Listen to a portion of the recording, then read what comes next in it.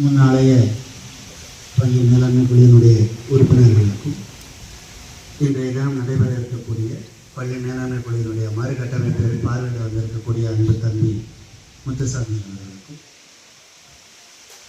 மற்றும் இந்த பணிகளை சிறப்பாக செய்வதற்கு காலை முதல் உழைத்துக் கொண்டிருக்கக்கூடிய எப்பள்ளியினுடைய ஸ்கவுட் மாணவர்களுக்கும் இனிய காலை வணக்கம்.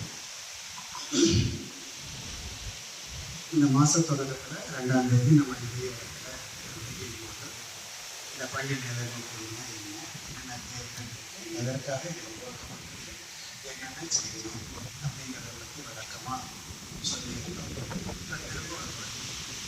ஞாபகப்படுத்துகிற மாதிரி கிட்டத்தட்ட என்ன சொல்ல போகிறோம் அப்படின்னா, இந்த பள்ளி மேலாண்மை குழுவை பற்றி எல்லாத்தையும் விளக்கமாக நம்ம ஆசிரியர் பள்ளி டீச்சர் முதல்வர் ஆசிரியர் சொல்லுவாங்க. அரசனுடைய நலத்திட்டங்கள்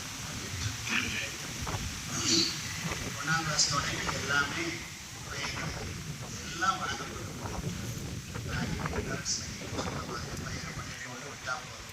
எல்லாமே அரசு கொடுக்குது அப்படிங்கிற மாதிரி தான் இருக்கு. இப்போ 6லேருந்து 12 வரைக்கும் இந்த பள்ளிக்கூடத்தில் இருக்கு. என்னென்ன வழங்கப்படுது அப்படின்னா, பள்ளியிடம் திறந்த அன்னைக்கு புத்தகங்கள் நோட்டுகள் வழங்கப்படுது,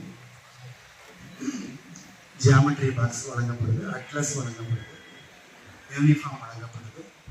6லேருந்து 8 வரைக்கும் படிக்கக்கூடிய மாணவர்களுக்கு மதிய உணவு வழங்கப்படுது. 1 to 5 அந்த வகுப்புகளில் வந்து காலை உணவு வழங்கப்படுது. 1 to 5 எலிமெண்ட்ரி ஸ்கூலில் இங்கே இந்த மாதிரி எல்லாம் வழங்கப்படுது. இது போக 1லேருந்து 12 வரைக்கும் படிக்கக்கூடிய அனைத்து மாணவர்களுக்கும் பாடப்புத்தகம் வழங்கப்படுது, பேக் வழங்கப்படுது, செருப்பு, கால் அணி, கால் ஏந்தி 2ஆவது வேர்டு யூஸ் பண்ணுறாங்க, ஷூ ப்ளஸ் செப்பல், இந்த 2மே கொடுக்குறோம் அப்படின்னு சொல்லி அரசு கொடுத்துருக்கு. அது போக 6ஆம் கிளாஸ் படிக்கக்கூடிய பெண் பிள்ளைகளுக்கு வந்து மகளிர் அந்த SC ST கேர்ள்ஸுக்கு ஊக்க உதவித்தொகை வழங்கப்படுது. அதே மாதிரி 9ஆம் கிளாஸில் வழங்கப்படுது.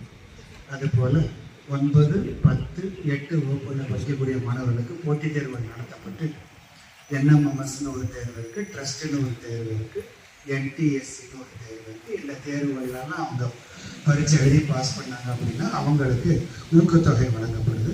அதுபோக 11ஆம் வகுப்பில் இந்த போன கல்வியாண்டு முதல் முதலமைச்சர் திறனாய்வு தேர்வு அப்படின்னு சொல்லி 11ஆம் வகுப்பு படிக்கிற பையன்களுக்கு தேர்வு நடத்தி அதுக்கு அவங்களுக்கு ஊக்க உதவித்தொகை வழங்கப்படுது. அதுபோக தமிழ் டிரான்சர்ச் எக்ஸாம், தமிழ்நாடு தமிழ் திறனறி தேர்வுன்னு சொல்லி ஒரு தேர்வு நடத்தி அதுக்கு பணம் வழங்கப்படுது. இப்போ இதெல்லாம் ஏன் நான் சொல்லிட்டு இருக்கேன்னா, உங்கள் வீட்டில் படிக்கிற பிள்ளைங்க இந்த தேர்வெல்லாம் எழுதுறாங்களாம், அவங்களுக்கு அந்த பணம் பெறுவதுக்கு எல்லா தகுதியும் இருக்குது. எழுதுனா கிடைக்கும், பாஸ் பண்ணால் கிடைக்கும். இதுக்கு உங்கள் பிள்ளைங்கள்ட்ட நீங்கள் சொல்லணும். இப்போ நாங்கள் சொல்கிறோம், அவன் கேட்குறான், பட் இருந்தாலும் நீங்கள் உங்கள் குடும்ப விஷயத்தை நீங்கள் சொன்னீங்கன்னா இன்னும் கொஞ்சம் எஃபெக்டிவாக இருக்கும். இந்த மாதிரி இத்தனை தேர்வுகள் இருக்கிறது எத்தனை பேருக்கு தெரியும்? இவ்வளோ தேர்வுகள் இருக்குது. இவ்வளோ தேர்வுகளும் பணம் சார்ந்த ஸ்காலர்ஷிப் சார்ந்த தேர்வுகள். இதுக்கு அவன் தேர்வு எழுதி தேர்ச்சி அடைஞ்சவங்க இவ்வளோ பணங்கள் கிடைக்கும். இது போக 10, 11, 12 படிக்கக்கூடிய மாணவர்களுக்கு தமிழ்நாடு பவர் ஃபைனான்ஸ் கார்பரேஷன் PFCன்னு சொல்லுவோம். அதில் இருந்து அவன் 10ஆம் கிளாஸ் பள்ளிக்கூடத்துக்கு வந்துட்டான்னா, பாஸ் பண்ணிட்டான்னா 1500 ரூபா பணம் 12 மாத வட்டியோட. 11ஆம் கிளாஸ் வந்துட்டான்னு சொல்லி சொன்னால் ஒரு 1500 ரூபா பணம் 24 மாத வட்டியோட. 12ஆம் கிளாஸ் வந்துட்டான்னா 2000 ரூபா பணம் 12 மாத வட்டியோட. ஸோ அவனுக்கு 1500, 2000 ஆக 5000 ரூபா பணம் ஒரு தொகைக்கு மட்டும் 24 மாதம் வட்டி, மற்ற 10, 12 மாதம் வட்டி. இதோட 2 பேருக்கு ஒரு 6000 ரூபா வட்டி ஒரு கையில். இது 10, 11, 12 படிக்கிற மாணவர்களுக்கு. ஸோ இந்த மாதிரி எத்தனையோ நலத்திட்டங்கள் படிக்கிற மாணவர்களுக்கு. இது போக இப்போ இந்த ஆட்சி வந்ததுக்கு அப்புறம் பெண் பிள்ளைகளுக்கு புதுமை பெண் திட்டம் அப்படின்னு சொல்லிட்டு 6லேருந்து 12 வரைக்கும் அரசு பள்ளியில் படித்து அவங்க காலேஜுக்கு போனாங்கன்னு சொல்லி சொன்னால், அந்த காலேஜுக்கு போகும்போது அவங்களுக்கு 3 ஆண்டுகளுக்கு மாதத்துக்கு 1000 ரூபா வீதம் 36,000 ரூபா பணம் கொடுக்குறாங்க. அதே மாதிரி இப்ப இந்த மாசம் ஆகஸ்ட் 9ஆம் தேதி அன்னைக்கு முதலமைச்சர் மாண்புமிகு முதலமைச்சர் கோயம்புத்தூர்ல தொடங்கி வச்சார். பையன்களுக்கும் உண்டு அப்படின்னு சொல்லி சொன்னாங்க. தமிழ் புதல்வன் அப்படிங்கிற பேர்ல அவங்களுக்கும் அது வழங்கப்படுது. என்ன தெரியும், பள்ளி வயசுள்ள குழந்தை பள்ளிக்கு வந்தால் எத்தனையோ சலுகைகள் கிடைக்குது. அது மட்டுமல்ல, அவங்களுக்கு ஊக்கத்தொகையும் கிடைக்குது. இந்த ஊக்கத்தொகை அப்படின்னா என்ன? படிக்கிறத ஊக்கப்படுத்தணும், அவன் படிக்கணும், உயர்கல்விக்கு போகணும். இது மட்டும்தான் அரசாங்கத்துடைய நோக்கம். எல்லாருமே படிக்கணும், எல்லாருமே எல்லாம் தெரிஞ்சிருக்கணும். அதுக்கு எல்லாருக்கும் எல்லாம் அப்படின்னு கொடுக்கக்கூடிய இந்த காலகட்டத்துல நம்ம குழந்தைக்கு அது கிடைச்சிருக்கா அப்படின்னு நீங்க கொஞ்சம் யோசிக்கணும். இதுல ஆள் பார்த்து அப்படிலாம் யாரும் எதுவும் கொடுக்கல. படிக்கிற எல்லாருக்கும் புக்கு கொடுக்குறோம், படிக்கிற எல்லாருக்கும் நோட்டு கொடுக்குறோம், செருப்பு வந்தா செருப்பு கொடுத்துறோம், பேக் வந்தா பேக் கொடுத்துறோம். கொடுக்கறது மட்டுமே இப்ப எமிஸ்னு ஒரு இணையதளம் ஒன்று இருக்குது, அது எல்லாத்தையுமே அப்லோட் பண்ணணும். இது போக எல்லாருக்கும் பஸ் பாஸ், இந்த பஸ் பாஸும் வாங்கி கொடுக்குறோம். அதுக்கு அப்ளை பண்ணியாச்சு. நம்ம ஸ்கூல்ல 958 பிள்ளைங்க படிக்கிறாங்க. அதுல 476 பேருக்கு அப்ளை பண்ணியிருக்காங்க. 476 பேருக்கு அப்ரூவல் கொடுத்தாச்சு. அவங்க வந்த உடனே கையில போட்டுருவோம். ஸோ இந்த மாதிரி எதை தொட்டாலும் சரி. இப்போ நீங்க போன வாரம் வந்திருக்குமோ பார்த்தீங்கன்னா அந்த இடத்துல சைக்கிள் நின்றுது. முந்தா நாள் வியாழக்கிழமை சைக்கிளுக்கு ஒரு நிகழ்வு விழா வச்சு அந்த சைக்கிளும் கொடுத்தாச்சு. இப்போ எந்த சைக்கிளும் இங்கே இல்லை. ஸோ என்ன வருதோ எப்போ கொடுக்க சொன்னாலும் உடனே கையில அதை வச்சு நான் என்ன செய்ய பயன்படவில்லை, எந்த பொருளும். ஸோ அவனுக்கு தேவை, அரசாங்கம் அவனுடைய தேவையை வச்சு முன்னோன்னே கொடுக்குது. இதை நம்ம வாங்கி கொடுக்குற இடத்துல நம்ம இருக்கோம், அதை வாங்கி கொடுக்குறோம். சரிங்களா? இதை வாங்குவதற்கு நம்ம பிள்ளைங்க தயாராக இருக்காங்களா, நம்ம பிள்ளை தகுதியோட இருக்காங்களா, அந்த பிள்ளையை நம்ம ஏன்னா ஒரு தாயில கூட நமக்கு கடமைகள் இருக்குது. அந்த கடமைகளை கரெக்டா செய்யணும் இல்லையா? அதுக்கு தான் அரசு இல்லைன்னா அப்படின்னா இவ்வளவு பிள்ளைங்க கேளுங்க, இவ்வளவு கொடுக்குறாங்க, இனி என்ன வச்சிருக்கு,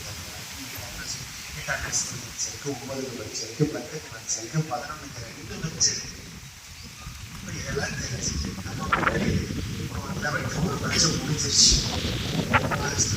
4ஆம் தேதி முடிஞ்சிருச்சு. தொழிற்கத்துல நம்ம ஸ்கூல்ல எழுதியிருக்கோம். இதை மாதிரி அரசு கொடுக்கக்கூடிய நலத்திட்டங்களை பெற்று வழங்கும் இடத்தில் நம்ம இருக்கணும். அந்த வாங்கிறதுக்கு நம்ம பிள்ளைங்க தயாராக இதை உறுதிப்படுத்தணும். இதையே நான் இன்னைக்கு இங்க சொல்லணும். இந்த எஸ்எம்சியினுடைய நோக்கமே கிடைக்கிற எல்லாத்தையும் பயனாளிகளுக்கு அரசு திட்டங்கள் எல்லாம் செய்யணும். பள்ளியினுடைய தேவை அறிஞ்சு என்ன செய்யணும் அப்படிங்கிறத பார்க்கணும். சரிங்களா? இதுதான் நம்மளுடைய நோக்கம். இதை நம்ம கரெக்டா எடுத்துட்டு போயிட்டோம்னா சரிங்களா?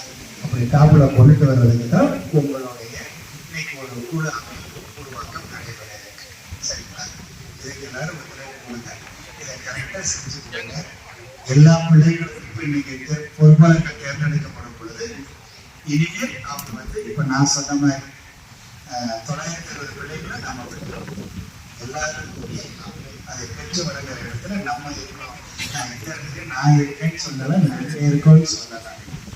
இனிமேல் நம்ம எல்லாருக்கும் அந்த பொருட்களுக்கு கடமை அதை சரிங்களா? அதுக்கு நீங்க வந்திருக்கிறீங்க, நீங்க சனிக்கிழமை சம்பளம் நிறைய பேருக்கு நிறைய இருக்கும். இருந்தாலும் அரசனுடைய உத்தரவுப்படி நம்ம எல்லாம் செய்யணும், செஞ்சுட்டு இருக்கிறோம். ஸோ அதை சரியா செயல்படுத்துறதுக்கு இன்னைக்கு வந்திருக்க எல்லாருக்கும் நன்றி. இதை சிறப்பாக செயல்படுத்தி ஒவ்வொரு நிகழ்வையும் வெற்றிகரமா முடிக்கிறதுக்கு நீங்க ஏற்கனவே சொன்ன மாதிரி ஒரு முன்னாள் உறுப்பினர்கள் எல்லாருமே நல்லா செஞ்சிருக்கிறாங்க. அதை விட நம்ம சிறப்பாக செய்யணும் அப்படிங்கிறது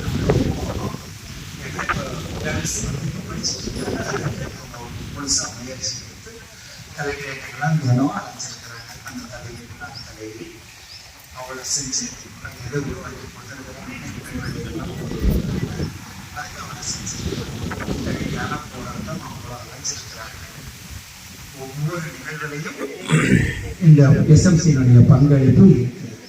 அதனுடைய பங்களிப்பு எல்லாரும் சகோதரி சொல்லுவாங்க. பொறுமையாக கேட்டதுக்கு நன்றி. எல்லா நலத்திட்டங்களையும் அரசு கொடுக்கறது நாங்கள் வாங்கி கொடுத்துட்ருக்கோம். இனிமேல் அதை நம்ம வாங்கி கொடுக்கப்போ அது எல்லாருக்கும் போய் சேரணும். அதுக்கு உங்களுடைய ஒத்துழைப்பு தேவை. அனைவருக்கும் நன்றி.